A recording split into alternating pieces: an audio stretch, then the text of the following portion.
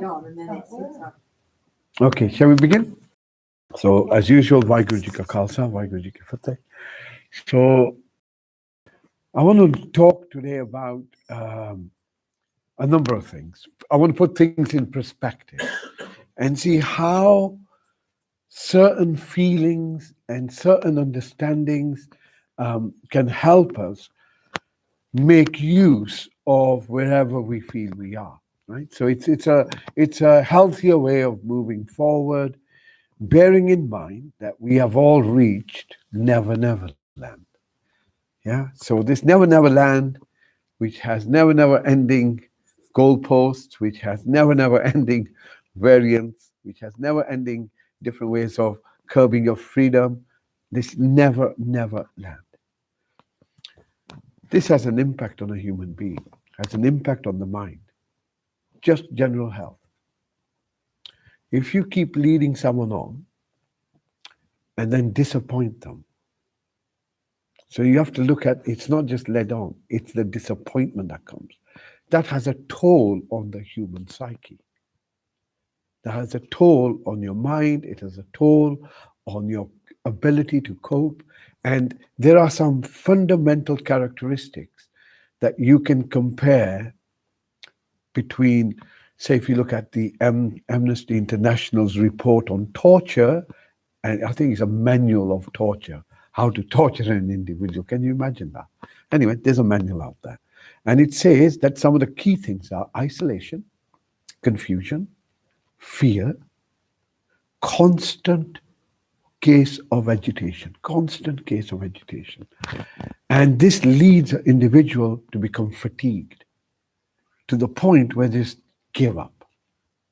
And we spoke about pandemic fatigue a few months back.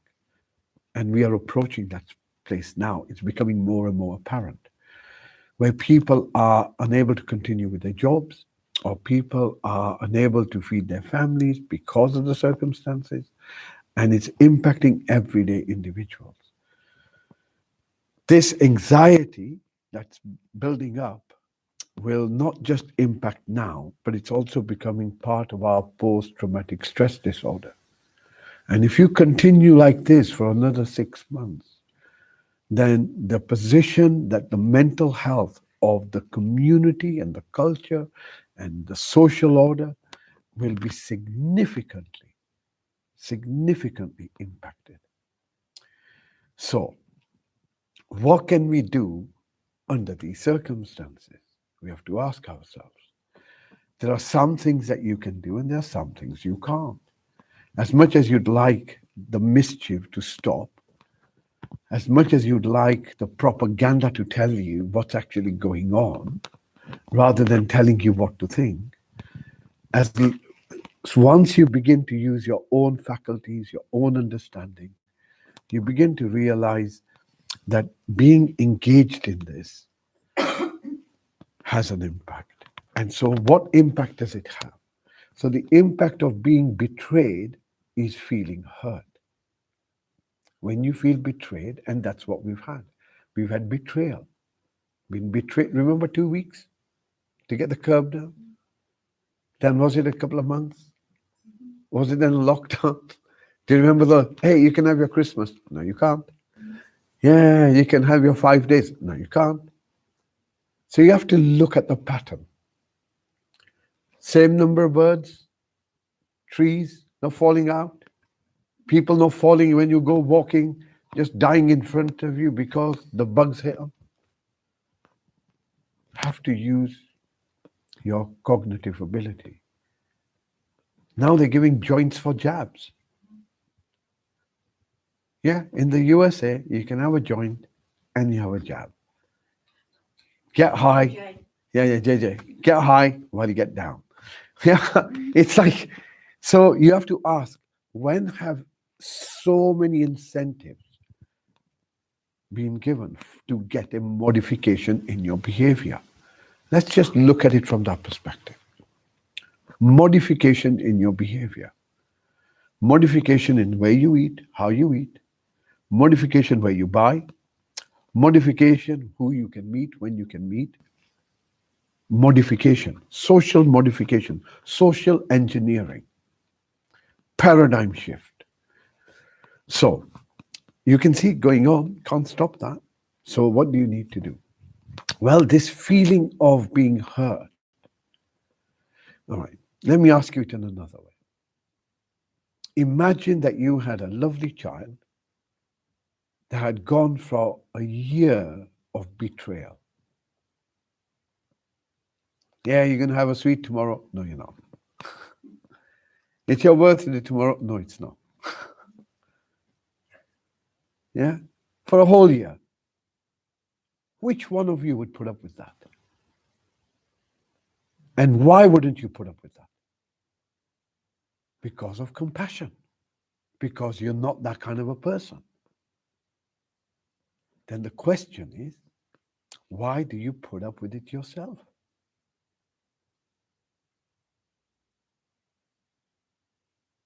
How much compassion do we show ourselves? And this is a really important question. Because that self-compassion, that karuna, is a way in which the mind becomes transformative, not pity. It's not self-pity. It's saying, look, this is not right. It's cruel. So what can I do? Well, meditation helps me disengage. Don't engage with the narrative. You know it's bullshit. Let it just carry on. It will die its own death. 3 things you can't hide: sun, the moon, and the truth. Yeah, old Chinese saying. So it's only a matter of time. Disengage, but what can we do? So the question is self-compassion. So the understanding from my wisdom tradition, of which I come from, is based on that when the mind becomes compassionate, right? So it's not that Dav's becoming compassionate or Angus is becoming, or Sylvia or someone is becoming compassionate. It's when you are compassion. Your very nature is compassion. And this can only be generated if we are compassionate to ourselves, genuinely. Genuinely. So we use that self-compassion to take control of our sovereignty, to take control. Hold on a second. I need to look after myself. I need to see myself as a human being. Because the attack, if you look at it, the crime is so big that you can't get your head around it. That's why it seems so unbelievable. But it's a big crime. And normally, when you want to get away with something, you've got to believe in ways, or you've got to put a crime out there that's bigger than the one that you can conceptualize. Has to be beyond that. Then you'll get away with it. So the crime is so huge and at such a scale that we find it incomprehensible to be able to kind of make sense of it. But it's a crime. And not is it just a crime, it's a crime against humanity and on humanity. And I know Facebook doesn't like me saying these things, but that's the truth of it. When you force, this is what they did with the American natives. This is how they did with many cultures. Remember Nestle and its milk? That couldn't be sold in Western countries because it went and become like a brick in a child. So where did they take it? To Africa. So people weren't educated. And it's always been going on. So you use something in order to make a profit. And if you need resources, get rid of the people. Get rid of the people and you'll have the resources. And it is as dark as that. Because business only cares about profit. Bottom line. There are no ethics in it. And humanity is an ant farm, like we all have been. And hence we feel betrayed. So we don't get angry at the ones who betrayed us. They're doing their job. Yeah? Scorpion does its job. The snake does its job.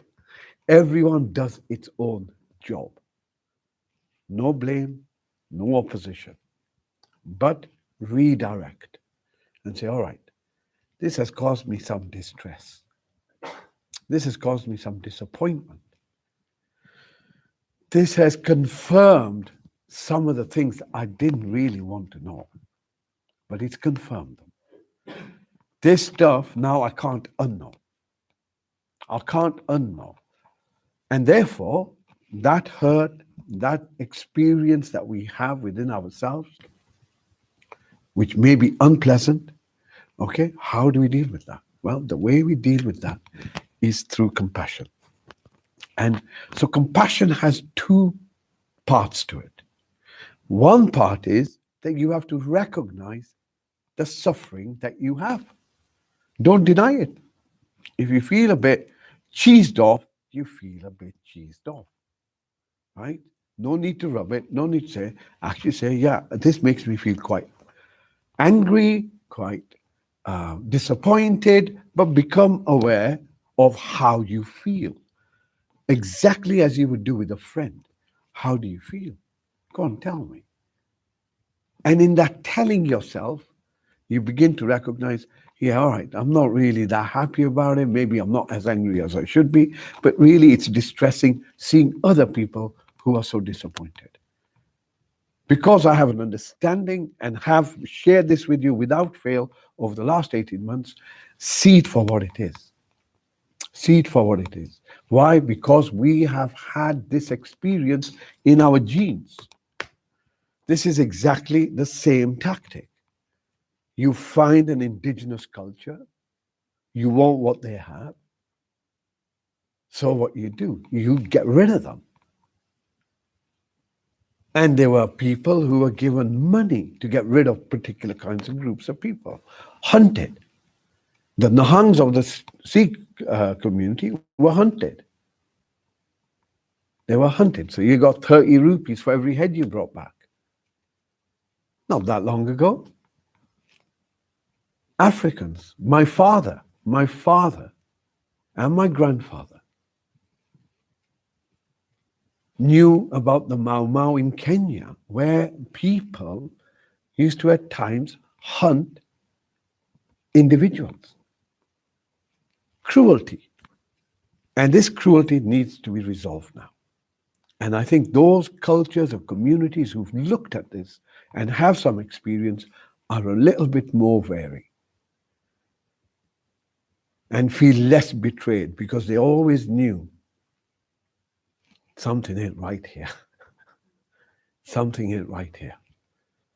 You can't blanket a whole population and say, you've got a 20,000-year-old culture and civilization. Actually, it's rubbish. In Punjab, they burnt books when they first got that. They burnt all the books in the houses. Every woman was educated so she could read. So how do you bring a community out?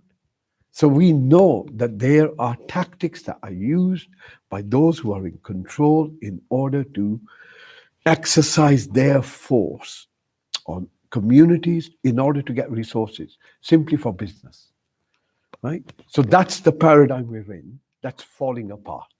That's the good news. It's falling apart. And while it's falling, it's panicking. So let it do its thing. We go within ourselves. We recognize where we are. We recognize the fact, yeah, we have been let down. We recognize the fact that we do feel what we feel. And out of that comes our sovereignty. So two things about compassion. Number one, to sit and be with you, what you feel, whatever it is.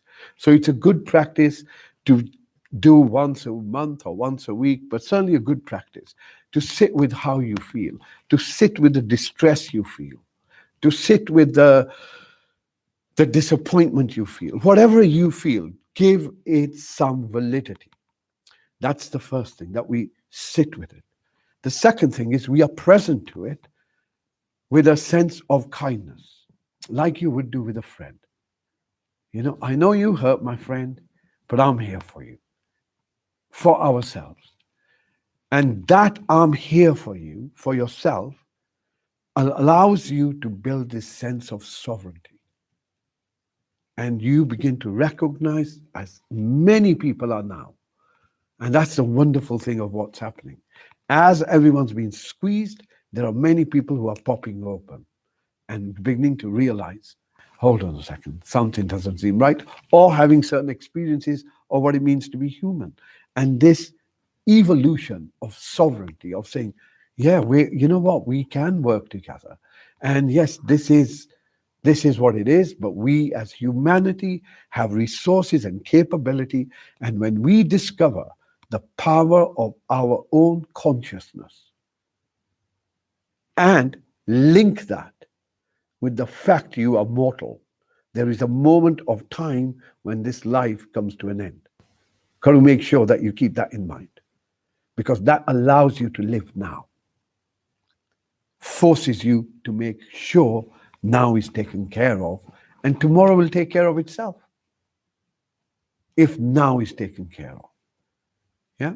So meditation combined with self-compassion are two powerful transformative forces which allow us to cultivate this sovereignty. And it is this sovereignty that we are going to start seeing in the next few months, growing more and more, as people say, no, you know what, I've had enough. I ain't doing it. I've had enough. I've got to get on with my life. Enough of this. And we will learn how to live and accommodate in a different way, a new paradigm based on what it means to be human rather than based on how much I have in my bank account. And that, I feel, is a far healthier space. And if these are the consequences of getting there, such is life. Yeah. Okay, so self-compassion is where we're going to go today. So a really good way to remember self-compassion, there are two exercises you can do, right? So let's do something simple, okay? All right, so just get yourself into a nice space, yeah? And allow your breath to breathe by itself. Bring your focus to your breath.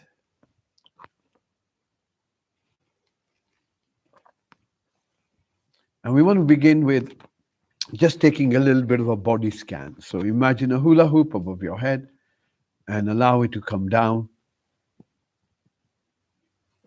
Okay. Just get a sense of yourself. Sense of yourself. Sense of the thoughts you're having.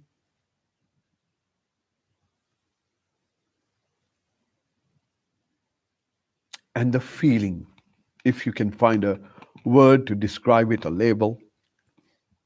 If not, then suffering or absence of suffering. Pleasant, unpleasant. Dukh, sukh. How do you feel? Bringing your focus back to your breath and just relax your face a little bit. And you'll begin to feel the breath begins to calm down itself, find its own rhythm, and the body begins to relax. Now, what I want you to do is to bring to your mind something that made you slightly upset over the last few days. Something that made you upset over the last few days. And if you can't think of anything, then just a disappointment at knowing that you have yet more time before you're officially allowed to be human again.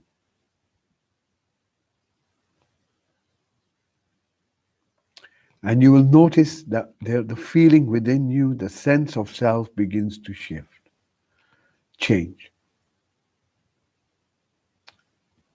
Different from where we were a moment ago.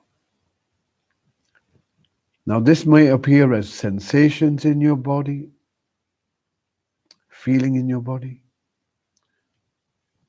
And I want you to recognize that you are now in a state of suffering. This is what suffering is.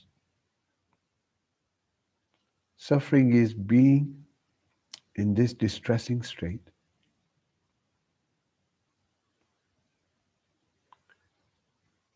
going back to your breath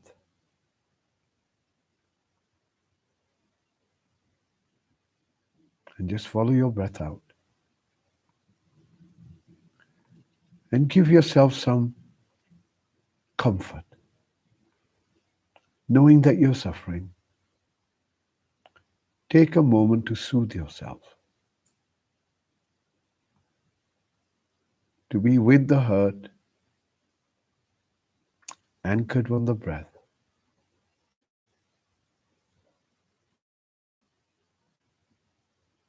feeling whatever you're feeling, however you're feeling, subtle or strong. Stay with your breath, giving yourself a moment of comfort.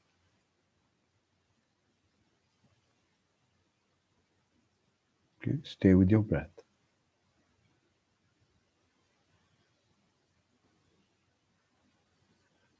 And again, follow your breath all the way out. And with every breath out, you will begin to notice your body becomes calm, your emotional state begins to shift.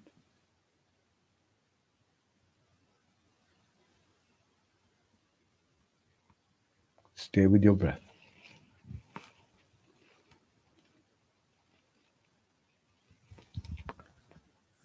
On your next breath out, begin to listen to the sounds around you.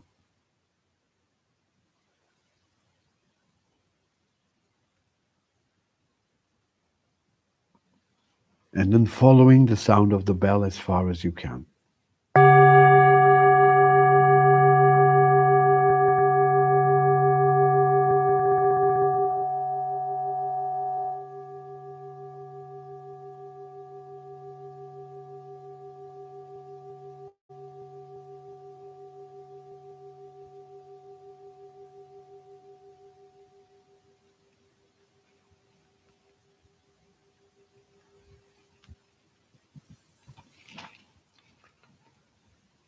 Notice how our emotional state changes.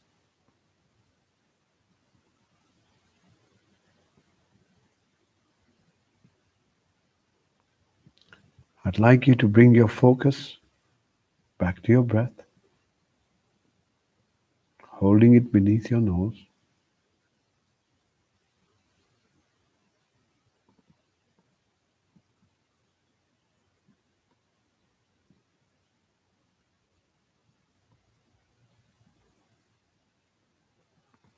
Stay with your breath.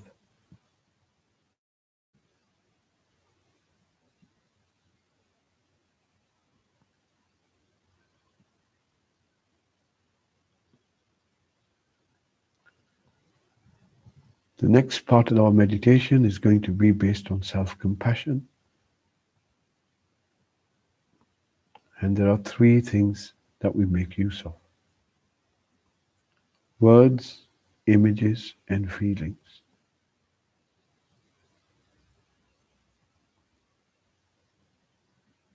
When you're ready, bringing someone, a living being that makes you smile or you love to your mind. Bring an individual that either makes you smile or an individual that you love to your mind.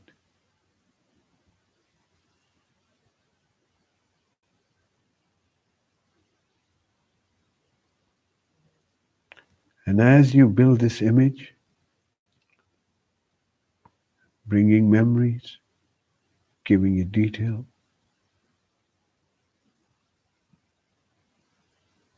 just begin to notice how focusing on this individual allows you to build a different kind of energy within yourself.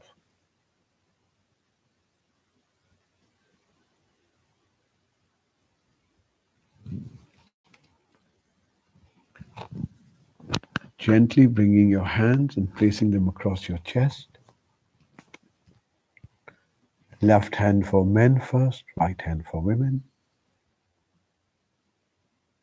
Bring your focus now where the hands touch your chest and hold it there.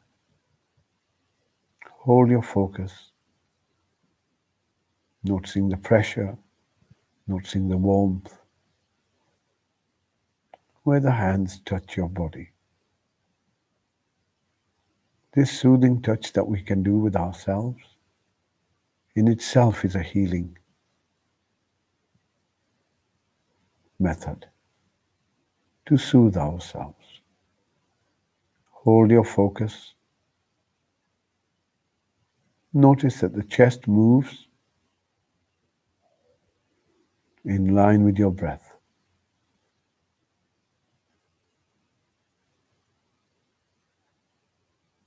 The chest moves in line with your breath.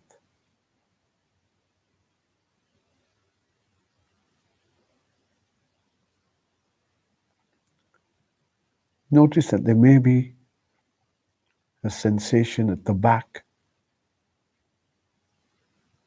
exactly where your hands are at the front.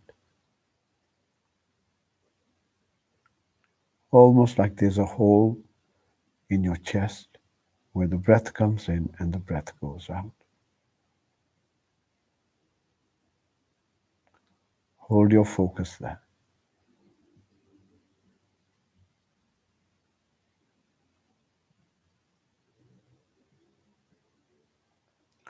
Hold your focus at your heart center. And the longer you hold your focus at your heart center, the greater the opportunity to experience authentic compassion. Now, this individual that you thought of, imagine them as a child.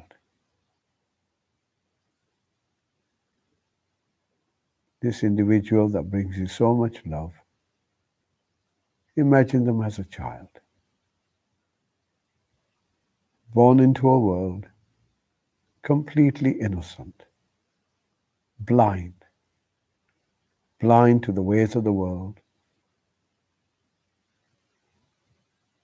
blind to what it needs to do, how it needs to live, completely ignorant, innocent.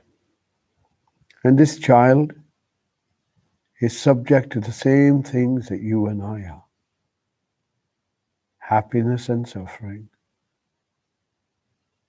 health and illness, success and failure, life and death.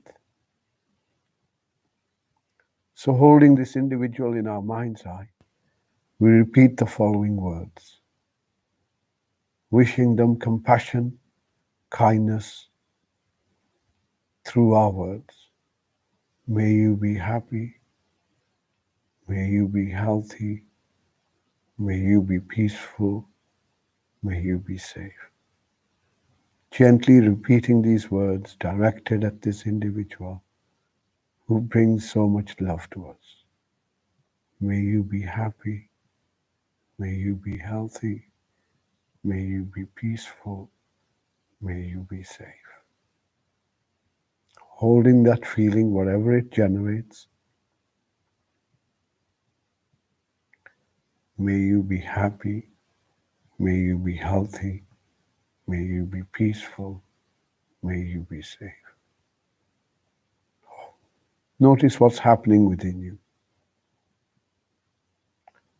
And if a warmth arises, that is a form of compassion. Bringing your focus back to your breath and sitting with your breath.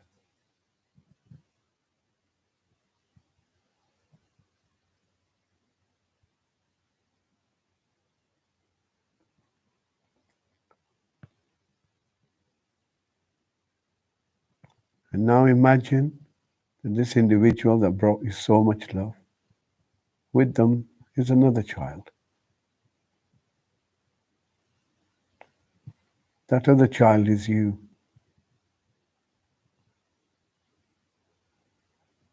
See yourself as that child. Know that you too were born blind to the world, and how you stumbled and struggled through the challenges against all the odds just to find happiness, health, peace, and safety.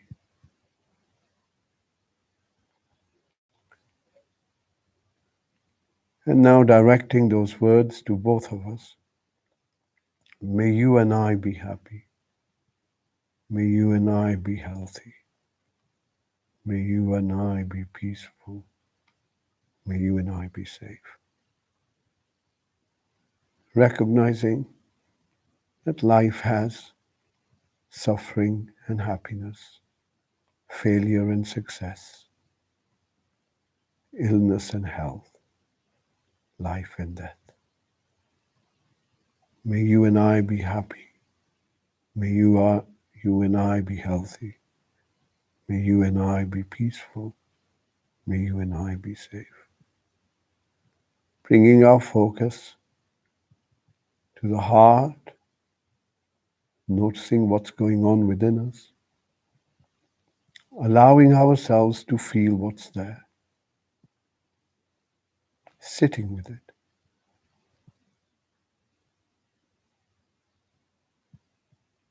And finally, there is only one child, and this child is you.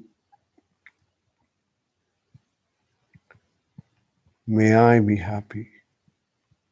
May I be healthy. May I be peaceful. May I always be safe. May I be happy. May I be healthy. May I be peaceful. May I be safe. Holding whatever feelings are there, whatever thoughts are there.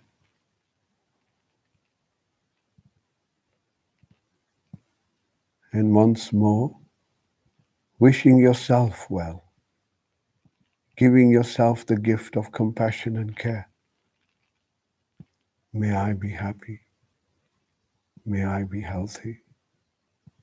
May I be peaceful. May I be safe. Going back to your breath, sitting with that feeling.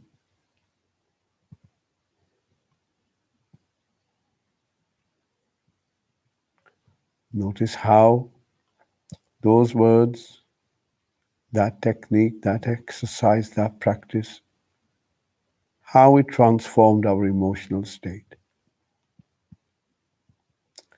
And what it means to be compassionate or not to ourselves.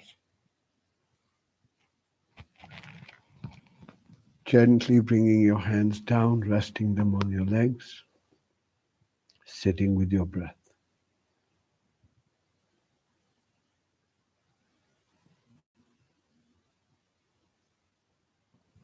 Sitting with your breath.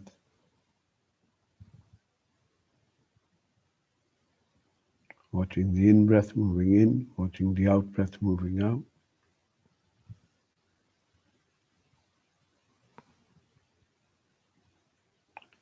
Holding whatever's going on within us.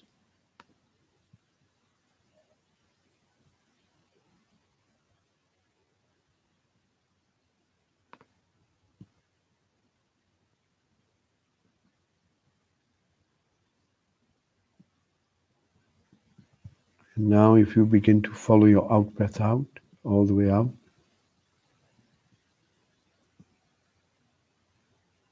we begin to slowly sink into the present moment.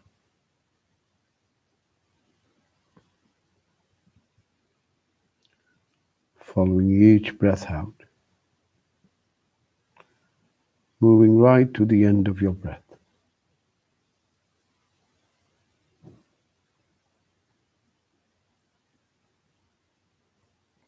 going deeper and deeper.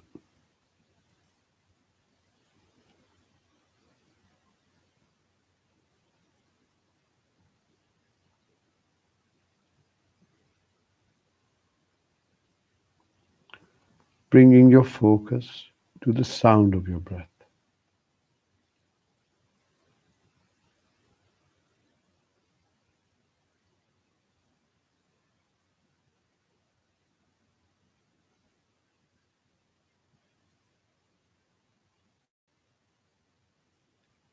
Trying and listening to the in breath as it comes in, out breath as it goes out.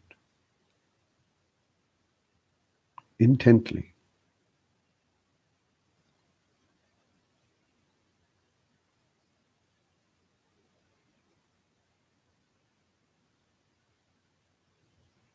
Notice there is no sound on either side of your breath.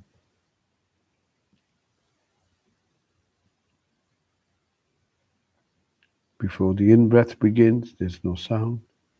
When the in breath ends, there's no sound. And the same for the out breath.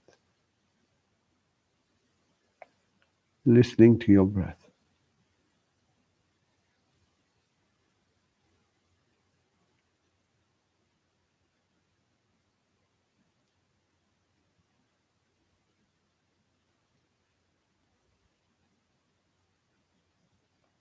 Listening to your breath.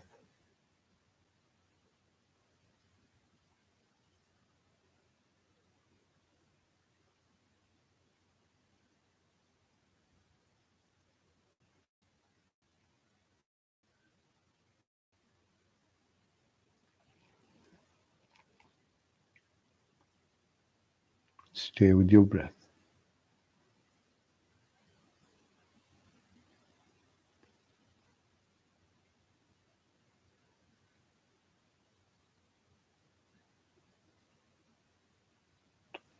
And you notice the longer you stay with your breath,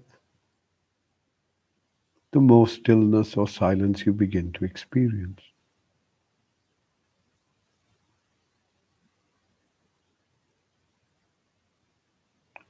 On your next breath out, begin to listen to the sounds around you, including the sound of your breath. Simply listening.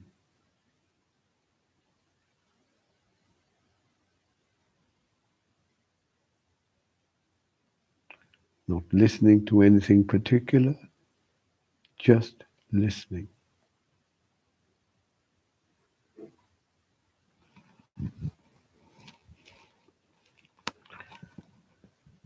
And using this ability to listen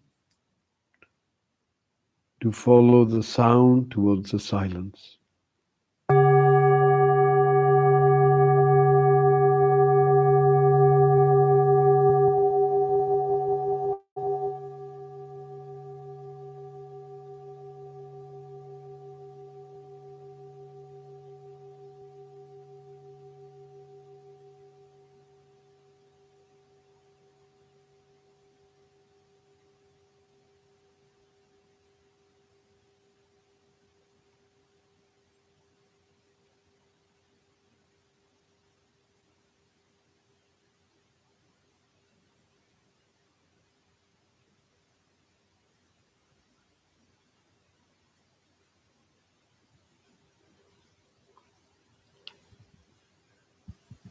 Just a little bit further.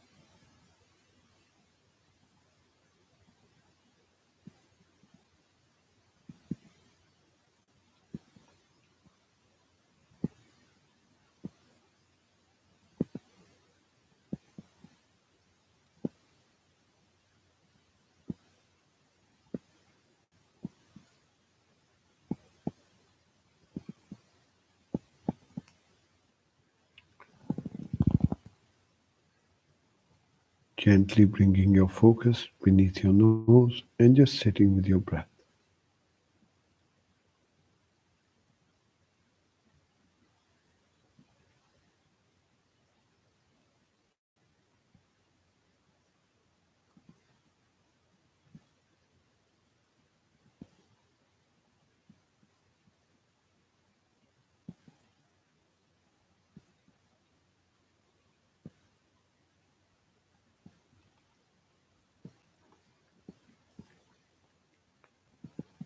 On your next breath out, expanding your awareness to include your whole body.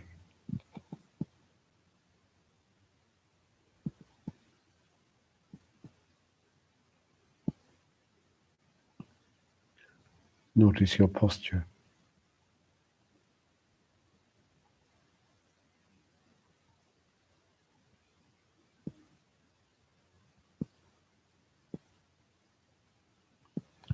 Notice the stillness and the timelessness in this moment.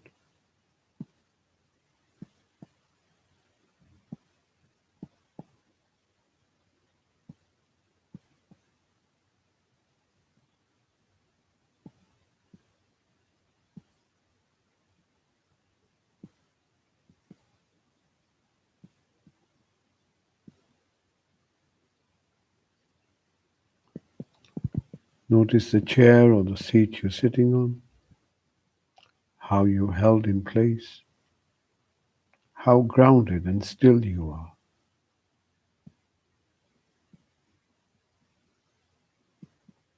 This still presence is what you are, beyond your thoughts, beyond your emotions, beyond your sensations. Pure consciousness.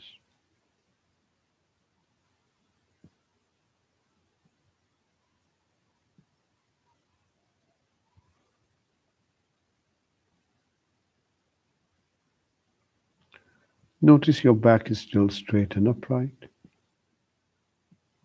Notice you can sense the chair beneath you.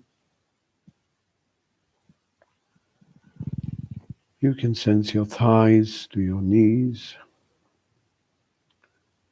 and then bringing this focus towards your feet. Just becoming present within ourselves.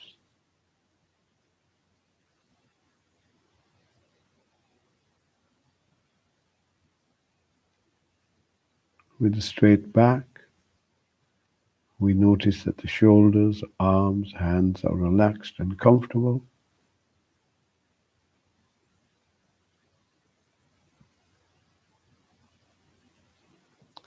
We notice that our eyes are still closed. Our face is relaxed.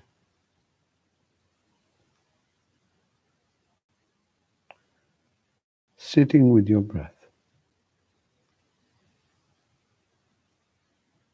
Allow life to happen.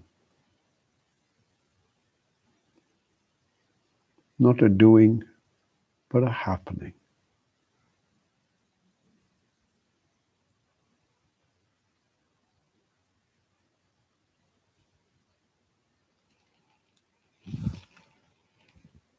When you hear the next bell, use this bell to bring your focus to your breath, drawing a few deep breaths in, and in your own good time, opening your eyes. Take your time.